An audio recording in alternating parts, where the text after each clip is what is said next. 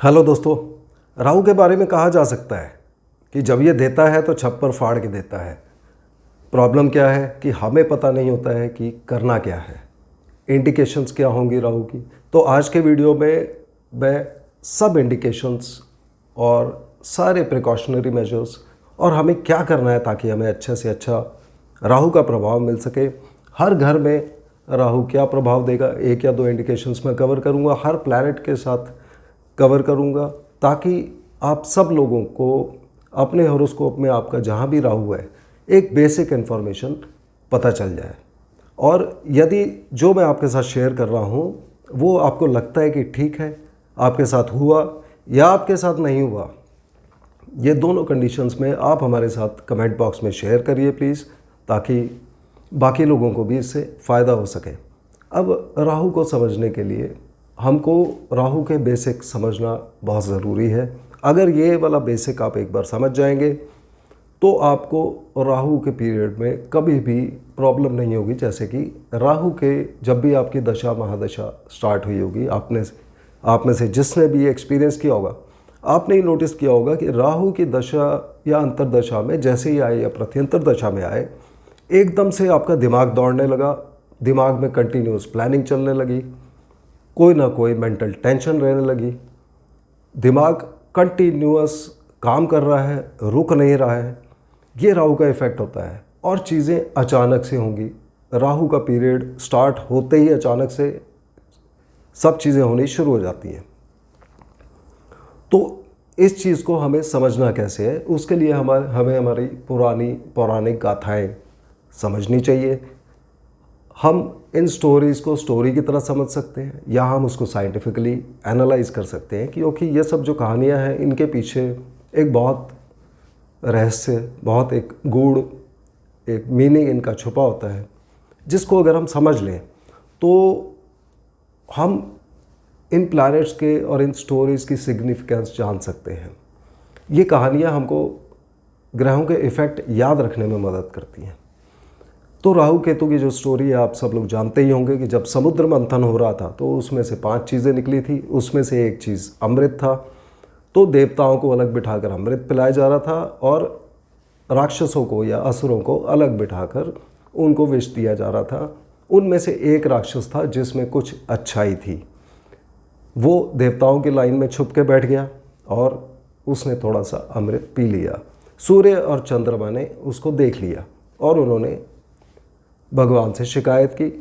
भगवान ने इस राक्षस को गले से काट दिया। ऊपर वाला पोर्शन, गले से ऊपर वाला पोर्शन राहु कहलाया, गले से नीचे वाला पोर्शन केतु कहलाया। अब ये दोनों 2 पार्ट में डिवाइड हो गए, मगर चूंकि इन्होंने अमृत पी लिया था, ये मरे नहीं, ये जिंदा रहे और ये दोनों कंटिन्यूअस एक दूसरे के ऑपोजिट घूमते रहते हैं। तो अब ये राहु और केतु को जब हम हॉरोस्कोप में देखते हैं इसके हिसाब से, तो हम देखेंगे कि ये राहु और केतु हमेशा एक दूसरे के ऑपोजिट होंगे। अगर राहु यहाँ होंगे तो केतु यहाँ होंगे, अगर केतु यहाँ होंगे तो राहु यहाँ होंगे। हमेशा ये एक दूसरे के ऑपोजिट एग्जैक्ट सेम डिग्री पर होंगे। यहाँ पर इस स्टोरी में सिग्निफिकेंस क्या है, सूर्य और चंद्रमा ने ही क्यों शिकायत की, किसी और देवता ने क्यों नहीं की, इसको अगर हम समझते हैं तो हम देखेंगे सूर्य और चंद्रमा हमें प्रकाश देते हैं, लाइट देते हैं। जब दिन होता है या रात को जब चंद्रमा निकलते हैं तो हमें चीज़ें और क्लियरली दिखने लग जाती हैं, एक ट्रांसपेरेंसी आ जाती है। यानी कि सूर्य और चंद्रमा के प्रभाव में हमें सब कुछ साफ दिखने लगता है, एक ट्रांसपेरेंसी आ जाती है, एक ओपननेस आ जाती है और वो व्यक्तित्व सूर्य और चंद्रमा वाले व्यक्ति का हो जाता है। मगर चूँकि राहु और केतु की इन्होंने शिकायत की थी तो राहु केतु इनके दुश्मन अब हो गए। तो अब ये दुश्मन जो होंगे वो इन सूर्य और चंद्रमा से एकदम ऑपोजिट बिहेव करेंगे। जहाँ ये लोग ओपन, फ्रैंक, ऑनेस्ट थे, वहाँ पे ये क्लोज्ड, धोखा करने वाले, डिसऑनेस्ट, ये इस तरह के प्रभाव दिखाएंगे। अब राहु क्या करते हैं कि राहु बीच बीच में सूर्य को खाने की कोशिश करते हैं, जिसको हम सूर्य ग्रहण कहते हैं, और केतु चंद्रमा को खाने की कोशिश करते हैं, जिसको हम चंद्र ग्रहण कहते हैं। कभी वो हमें दिखता है, कभी नहीं दिखता है, मगर जब कुंडली में राहु और सूर्य इकट्ठे होंगे तो सूर्य ग्रहण कहा जाएगा, चंद्रमा और केतु इकट्ठे होंगे तो चंद्र ग्रहण कहा जाएगा। अब ये जो दो पार्ट्स जो अलग अलग हो गए, इनकी क्या सिग्निफिकेशन है। राहु गले से ऊपर वाला पार्ट है। गले के ऊपर अगर हम अपना शरीर देखते हैं तो यहाँ गर्दन से ऊपर क्या होता है, हमारा दिमाग होता है, आंखें होती है और मुंह होता है। ये मेजर पार्ट्स हैं। तो राहु के पीरियड में नेचुरली आपका दिमाग बहुत तेज चलेगा, मगर दिमाग जिसमें मेमोरी होती है या बुद्धि होती है वो बुद्ध देवता की सिग्निफिकेशन है। मगर अचानक से जो ख्याल आते हैं, जो इलेक्ट्रॉनिक स्पीड से, बहुत तेज स्पीड से जो ख्याल आते हैं, वहम वाले ख्याल आते हैं, डर वाले ख्याल आते हैं, ये सब ख्याल जो होते हैं ये राहु की वजह से आएंगे। अब राहु इसलिए दिमाग को बहुत एनर्जी देते हैं। आपके दिमाग को एक्टिवेट तो कर दिया, मगर ये इतनी ज़्यादा एनर्जी भी आपको देंगे कि आपका दिमाग उतनी प्लानिंग कर सके। इसको आपने सही से यूटिलाइज़ करना है। मगर अब इशू क्या है कि अचानक से ख्याल आ रहा है। अब दूसरी चीज़ इसमें आप जोड़िए कि राहु का मुंह होता है मगर पेट नहीं होता। तो राहु हर चीज़ खाना चाहता है, मगर चूंकि पेट नहीं होता तो उसका पेट कभी नहीं भरता, वो हमेशा खाना चाहता है। यानी कि राहु जिस भी जगह पर कुंडली में बैठा होगा वो उस जगह की चीज़ों को खाने की कोशिश करेगा, उसका पेट कभी नहीं भरेगा। यानी कि वो ऑब्सेशन आ जाएगी, वो कभी भी रुकेगा नहीं, कंटिन्यूसली उस चीज़ को करता रहेगा। और दिमाग में ये जो ऑब्सेशन आ गई, एक उतावलापन आ गया, अचानक से सब कुछ करना, एक उस तरफ एक आदमी को जुनून दे देता है। उसकी वजह से व्यक्ति अचानक कुछ करता है, एक ऑब्सेशन में आ जाता है। जैसे लव अफेयर में ऑब्सेशन आ गई, पैसे की तरफ ऑब्सेशन आ गई, और वहाँ पर व्यक्ति गलती करता है और नुकसान लेता है। तो अगर आप इस चीज़ को समझ जाएं और इस ऑब्सेशन से अचानक से दिमाग में ख्याल आना, कोई भी चीज़, जैसे कि हमने शेयर मार्केट में इन्वेस्ट करना है और उतावलापन आ जाता है कि अभी ये शेयर नहीं खरीदा तो बहुत बड़ा मौका चूक जाएगा और ऐसा मौका दोबारा नहीं मिलेगा, और हम वो शेयर खरीद लेते हैं और वो डूब जाता है। तो ये जो अचानक से उतावलापन आना, ये राहु का है। तो जिसकी भी राहु की दशा महादशा चल रही है या किसी भी तरह का इफेक्ट आ रहा है, आपको ये याद रखना है कि इस चीज़ से बचें। यदि आप इस चीज़ से बच के सोच समझ के काम करेंगे तो याद रखिए कि राहु का प्रभाव अच्छा इफेक्ट, बहुत अच्छा इफेक्ट होता है। ये आपको लॉटरी भी निकलवा सकते हैं, ये आपको इतना पैसा, इतनी सक्सेस दे सकते हैं जो और कोई प्लैनेट नहीं दे सकता है। मगर हमको सिग्निफिकेशंस पता होनी चाहिए और हमें पता होना चाहिए कि काम कैसे करना है। इसके उल्टा जब हम केतु को देखते हैं तो केतु आप देखेंगे नीचे का पोर्शन है, तो केतु के पास दिल है मगर दिमाग नहीं है, आंखें नहीं हैं, तो केतु देख नहीं सकता। तो इनकी कैसे सिग्निफिकेशंस आती हैं कि राहु अगर चंद्रमा के साथ होंगे तो चंद्रमा हमारे मन का कारक है, तो राहु क्या करेंगे, मन में अजीब से ख्याल आएंगे, व्यक्ति को किसी चीज़ से डर लगेगा। मगर चंद्रमा चूँकि एक अच्छे और सात्विक प्लैनेट है तो राहु इनके साथ बैठ के फिर भी थोड़ा सा कंट्रोल में आ जाते हैं। मगर यही केतु जब चंद्रमा के साथ होंगे तो केतु एक डिटैचमेंट के कारक हैं, जबकि राहु अटैचमेंट के कारक थे, हर चीज़ से अटैच कर रहे हैं। तो केतु जब चंद्रमा के साथ बैठे होंगे तो व्यक्ति का मन बुझा बुझा सा रहेगा, वो अपने आप को ज़्यादा एक्सप्रेस नहीं कर पाएगा। जबकि राहु के साथ ये व्यक्ति अपनी भावनाओं को बहुत ज़्यादा एक्सप्रेस करेगा। तो राहु एक आउटवर्ड एनर्जी है, एक बाहर की तरफ प्रोजेक्ट होने वाली एनर्जी है, जबकि केतु एक अंदर की तरफ की इनवर्ड एनर्जी है। राहु को हम देखते हैं कि ये ऊपर का पोर्शन है और केतु नीचे का पोर्शन है। तो राहु हमारी बॉडी में भी ऊपर की एरियाज़ को अफेक्ट करेंगे, केतु नीचे की एरियाज़ को। जैसे कि केतु के प्रभाव में अगर नेगेटिव प्रभाव आता है तो लोअर लेग्स में, पैर के नाखून में प्रॉब्लम हो सकती है, मगर राहु के गलत प्रभाव में हाथ के नाखून में प्रॉब्लम हो सकती है। इसी तरह से अगर आपका राहु की दशा चल रही थी, कोई नेगेटिव इफेक्ट्स आ रहा था, उसका एक इंडिकेशन और आ सकता है कि आपके घर में सीलन या सीपेज शुरू हो सकती है, ये इंडिकेशन भी आ सकता है। अब राहु और भी चीज़ें दिखाते हैं, जैसे कि राहु की सिग्निफिकेशन होती है हाथी, राहु की सिग्निफिकेशन होती है ससुराल, ससुराल वालों को भी राहु दिखाते हैं। तो राहु जब बाकी प्लैनेट्स के साथ हैं तो राहु क्या करते हैं, जैसे राहु सूर्य के साथ होंगे, तो जब ये सूर्य के साथ होंगे तो ग्रहण हो गया, तो सूर्य से रिलेटेड, सूर्य जहाँ भी कुंडली में होंगे वहाँ से उस एरिया से रिलेटेड चीज़ों को राहु नेगेटिवली इन्फ्लुएंस करेंगे। राहु और केतु को जब हम समझते हैं तो हमें एक और चीज़ ये समझनी चाहिए कि ये दोनों प्लैनेट जो हैं ये फिज़िकल बॉडी नहीं है, ये एक्चुअल प्लैनेट नहीं है, ये सिर्फ दो इमेजिनरी पॉइंट्स हैं कि अर्थ सूर्य के अराउंड जा रही है और चंद्रमा अर्थ के अराउंड जा रहे हैं।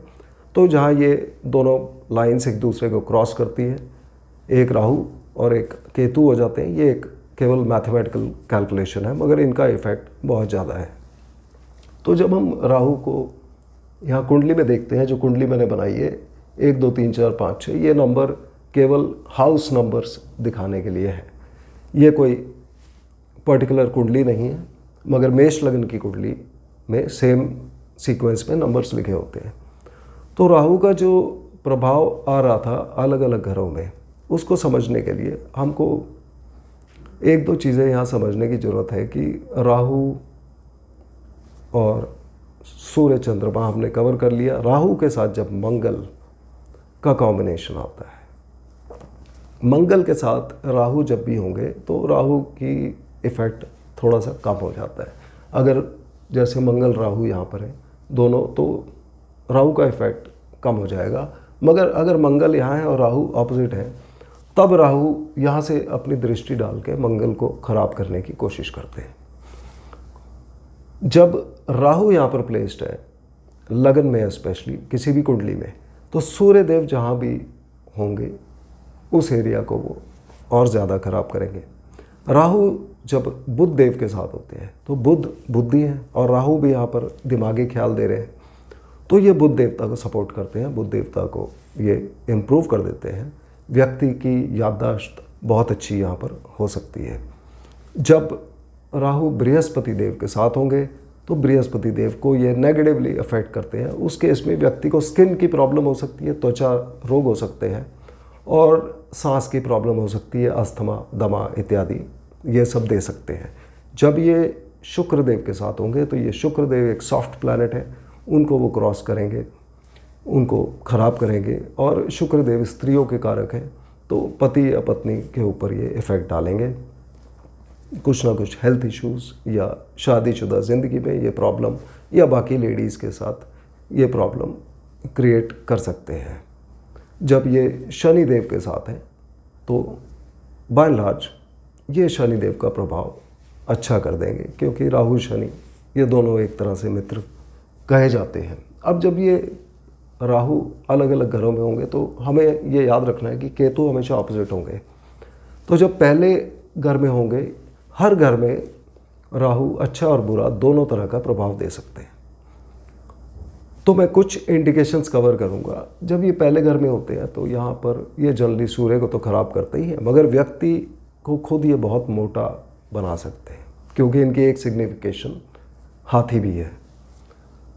जब ये दूसरे घर में होंगे, ये हमारा धन कुटुंब वाणी खाने पीने का घर है, यहाँ पर व्यक्ति को एक ऑब्सेशन दे देंगे पैसा कमाने के लिए, और वो अच्छे या बुरे किसी भी ढंग से पैसा कमाएगा। जैसे कि अगर सूर्य यहाँ बैठे होंगे तो सूर्य एक ट्रांसपेरेंट, ओपन, लीगल, सात्विक प्लैनेट है।